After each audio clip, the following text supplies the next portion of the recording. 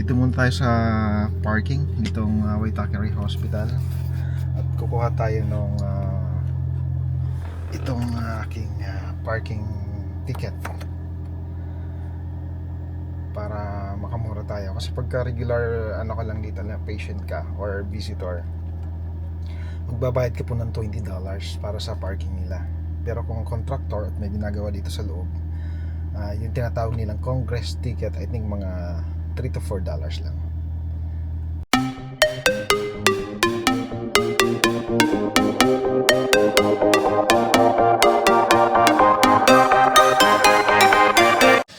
So, yung ating headlight, okay na siya.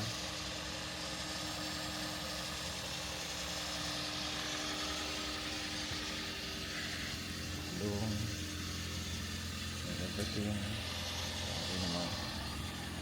Yung likod, ilaw sa likod okay naman.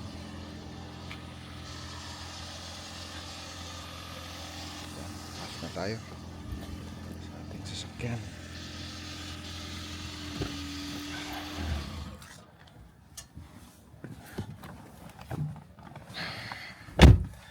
Medyo malayo po ang biyahe natin ngayon. Siguro mga 30 minutes po ang biyahe. Papunta po dun sa office ng ating pinagtatrabahuhang company. Okay, samahan niyo po ako. Medyo mahaba po yung biyahe natin at may mga ibang okay mga ka-dreamers, biyahe na po tayo at medyo ang oras po ngayon ay 5:15 po na ng umaga. Okay.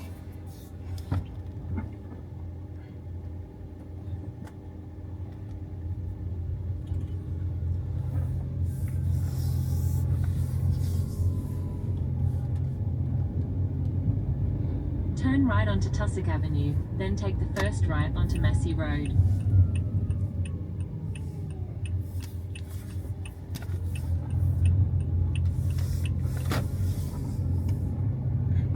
At the stop sign, turn right onto Massey Road.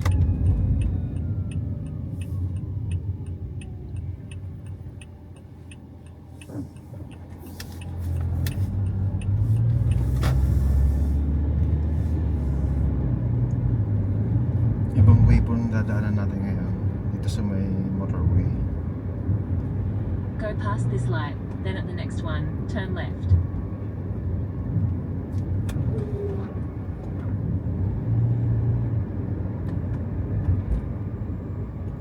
At the traffic lights, use the left lane to merge onto Highway 20 towards Waterview. Ito po, pakaliwa po tayo dito.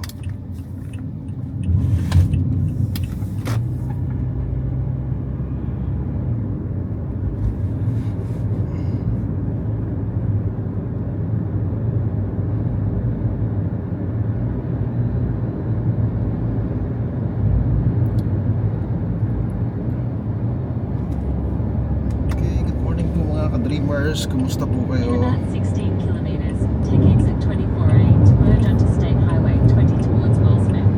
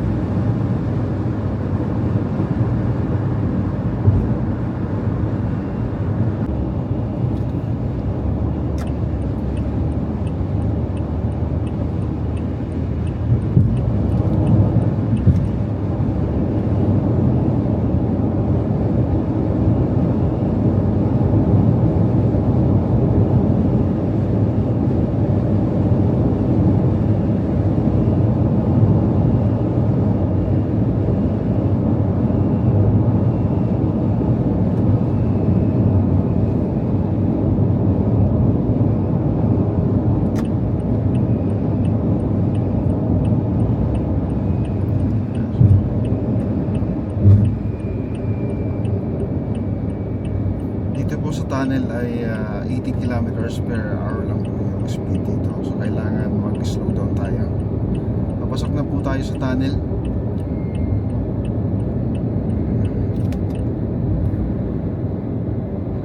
So kailangan 80 kph lang po yung speed natin.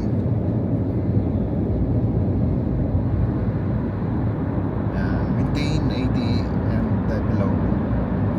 Tapos pagdating po dito sa tunnel, hindi po pwedeng mag-change ng lane.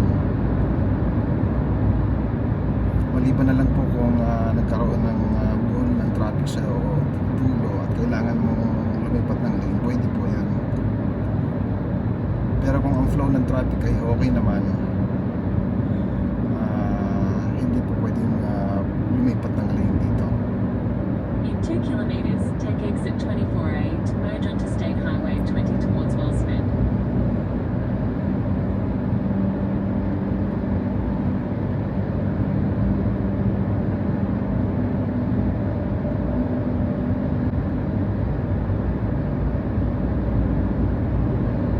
Or 80 kph.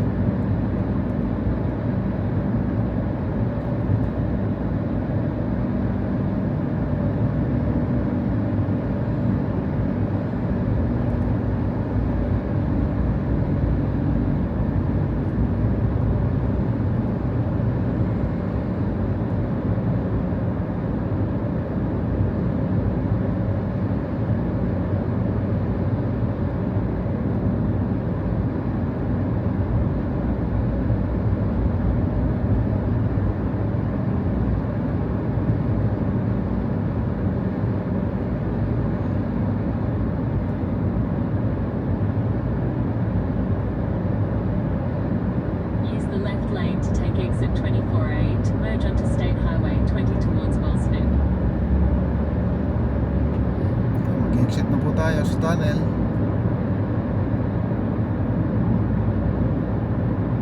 In about 5 kilometers, take exit 14 onto Te Anatu Road towards Route 13.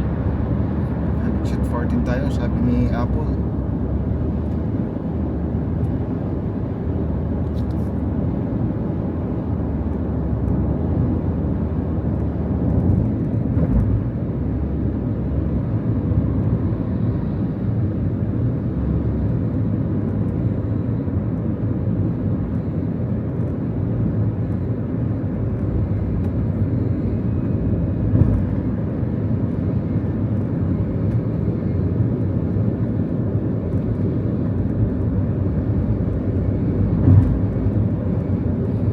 Okay, lagpas na po tayo ng tunnel. So, malapit na tayo sa office.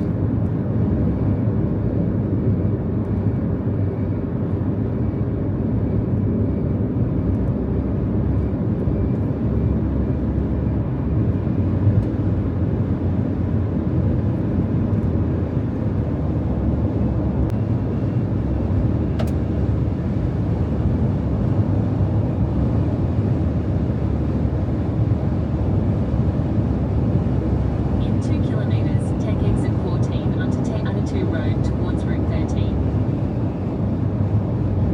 Te Anatu Road. Alright. At the traffic lights, use the left 2 lanes to turn onto Te Anatu Road towards Te Anatu South.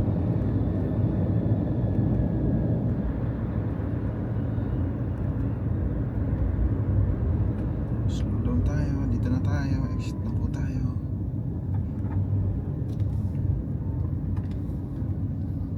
Yan, stoplight muna.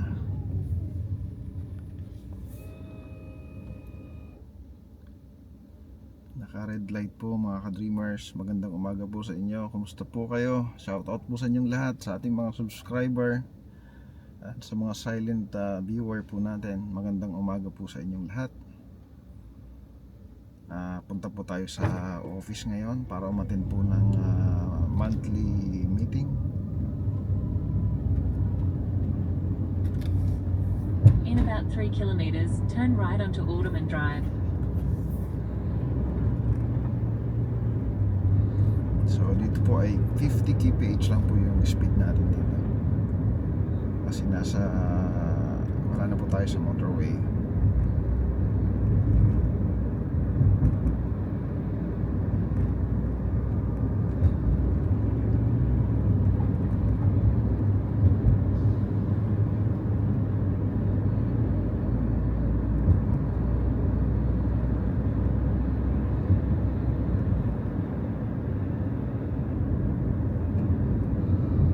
Stoplight po.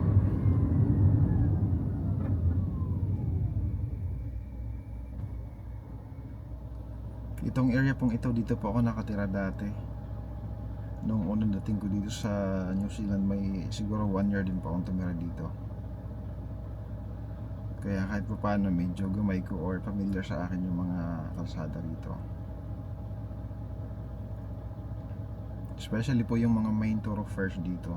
Yung mga inner siguro hindi ko masyadong ano. Pero yung malimit na dinadaanan namin, yun, tanda ko po.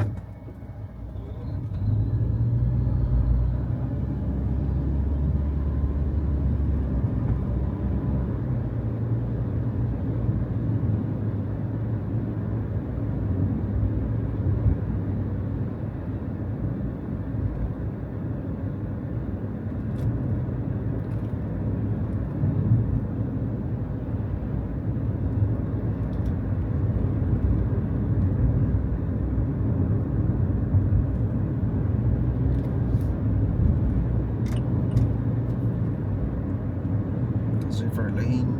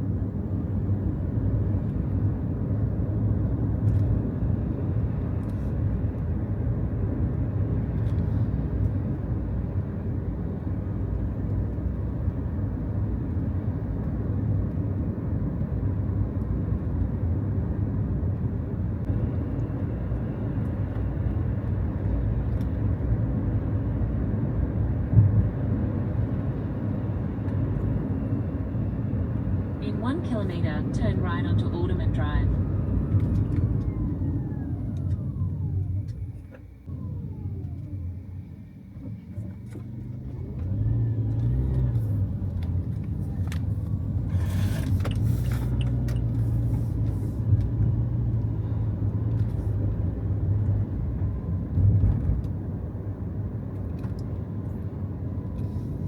At the roundabout, take the first exit.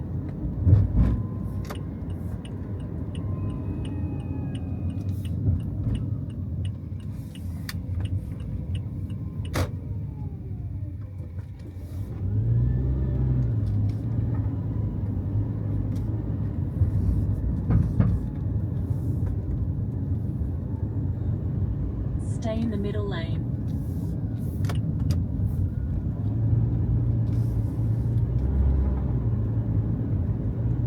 Yan, itong lugar pong ito, dito po ako madalas noon yung mga unang araw namin dito sa New Zealand.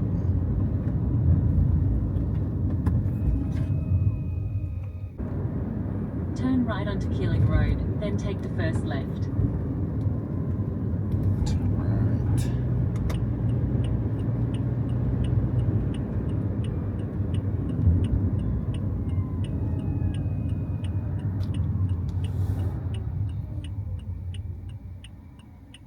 Turn right tayo dito. Tuling.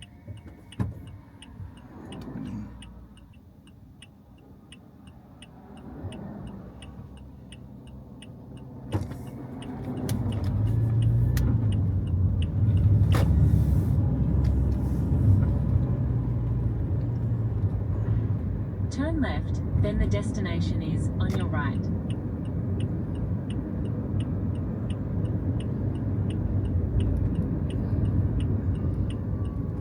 Turn left tayo.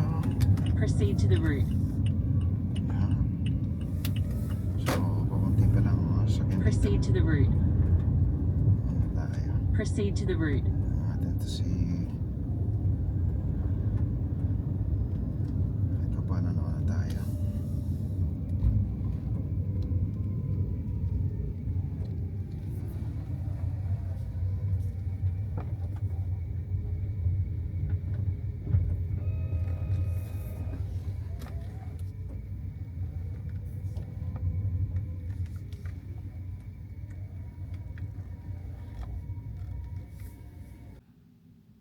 Okay mga ka-dreamers, yan po ang office natin. So ito pang headquarters ng Peyton Roving Services. Makikita niyo po, or hindi, bawal po kasi mag-video, pero dito lang ako sa sasakyan. Kukuha lang ako ng ilang footage and siguro mamaya pagtapos ng meeting mag-video din po tayo.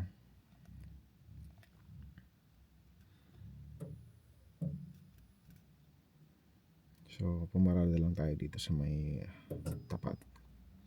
Ito po yung parking area ng mga staff.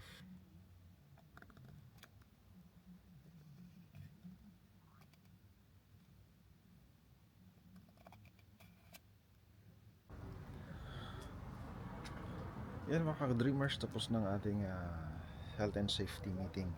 Monthly health and safety meeting. Dito tayo sa harap ng office ngayon. So medyo madilim pa rin.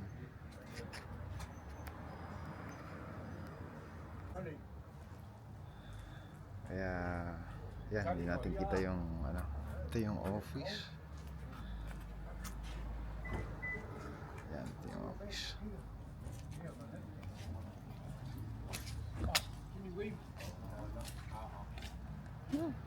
Saan si Colin? Madilim pa, wala pa nga. Kausap ko din kong gabi, tatawanan kami, pinasahan ko ng mga Ano kaya nangyari doon? Dapat attention ng meeting, di ba? nag-attend yun lang ng nakarang meeting na dito eh. You give me a lift. Pati. Can I ride in with you? Huh? You drive. No, you drive. Madilim pa. Di pa kita.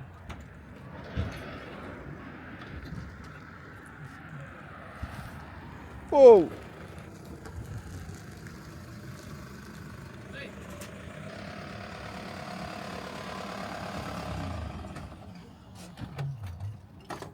Hello brother, good morning. Good morning, Kuya. Are you just Yeah. going to drive to the hospital today? Why? We'll lift our car. Oh, you want to jump in with me? Or you want to drive to the side street? We'll drive. Going to. Oh, yeah. Okay, sweet, bro. Because, if we're going to park inside, we can only take the van now.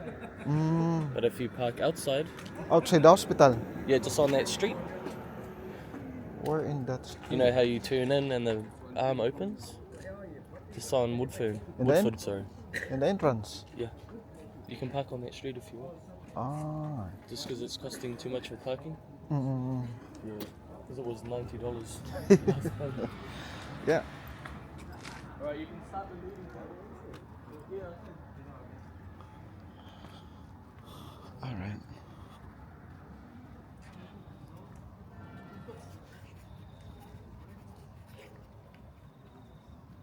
Ayan mga ka-dreamers, nandito na po tayo sa site ng Waitakere Hospital. And habang wala pa pong masyadong mga tao, kukuha po ako ng ilang video clips. Kasi alam ko bawal pong mag-video dito.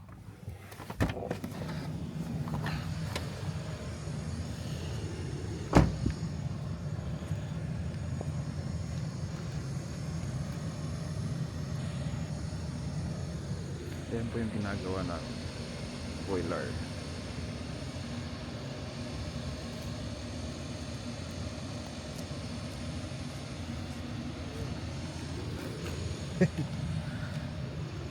Lamig ano? Ito po ang Waitakere Hospital. Sa parking ano? Dumating ata sila, di ba? Sino? Nakaban? Kanina? Hindi ba? Si Cole? Si Cole yun? Inaano nga ako na magpaparada daw tayo sa labas. Sabi ko kung 2 days lang naman, di magbabayad nila ako. Bukas dun tayo eh. Sa Manoko eh. Sa Manoko uli.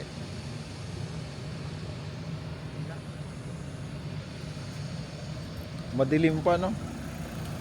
Ito ang ating kasama. dito.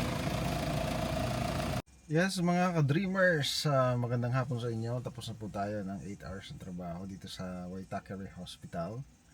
And pauwi na po tayo. And yan, papakita ko lang sa inyo yung site namin. Kanina po kasi umaga medyo madilim pa. Ikutan ko lang. Dito lang ako sa sasakyan kasi bawal ko talaga mag-video rito. And yan, kita nyo yung may orange yun. Diyan po yung site namin. Kaya lang po ngayon dito sa Waitakere Hospital meron pong ticket ang parking. So ito may bayad po ito, I think mga $20 to. Pero pag contractor, pwede na pong I think yung Congress ticket, ipapakonvert ko po ito. Magiging mga $3 to $4 na lang ito. So ito ang aking gagawin pagkagaling ko dito. And okay, mamaya po update ko po kayo sa biyahe natin pauwi po sa bahay. Okay mga ka-dreamers, samahan niyo po uli ako sa medyo mahaba-habang biyahe na naman. Siguro mga 30 to 45 minutes to kasi hapon po ngayon. So abot na abot natin ang traffic sa motorway. Okay po. Dito muna tayo sa parking nitong Waitakere Hospital. At kukuha tayo ng itong aking parking ticket para makamura tayo kasi pagka regular ka lang dito na patient ka or visitor, magbabayad ka po ng $20 para sa parking nila. Pero kung contractor at may ginagawa dito sa loob, yung tinatawag nilang Congress ticket, I think mga $3 to $4 lang. Alright, off muna natin tayo sa sasakyan. Ayan.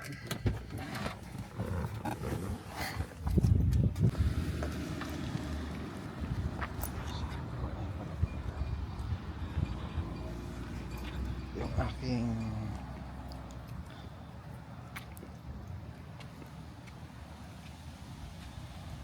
ayan.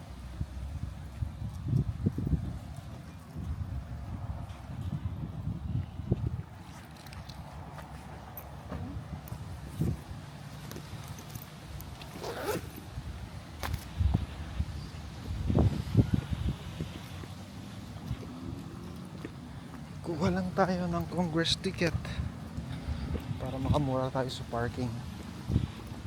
$20 din yan, mahal po na.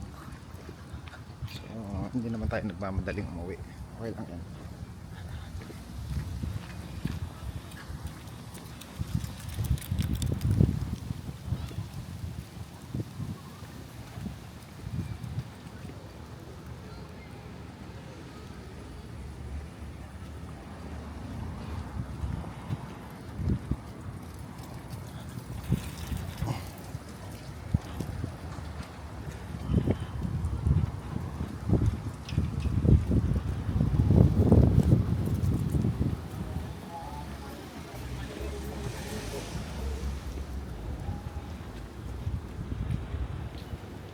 Proceed to the route.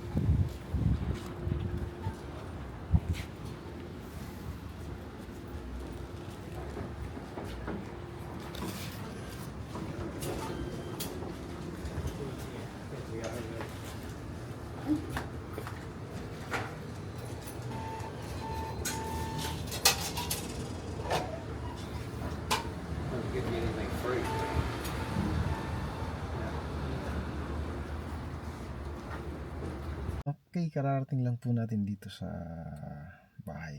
And hindi na po ako nag-video kasi medyo matraffic and mainit po ang panahon. Mabibilad po itong aking camera. Kaya hindi ko na po minounted sa aking car mount itong aking camera. Anyway, safe and sound naman tayo nakarating dito sa bahay. And oras po ay mga 4 o'clock na po ng hapon. So bukas balik tayo dun sa site na malaki dito sa Manacor Super Clinic. Doon ulit tayo mag-duty. And I think dun sa Waitakere Hospital ay Friday yata or Monday. Possible balik po ulit kami doon. Okay, dito ka na po tatapusin itong aking vlog for today. And paalam po sa inyo mga ka-dreamers and have a nice day.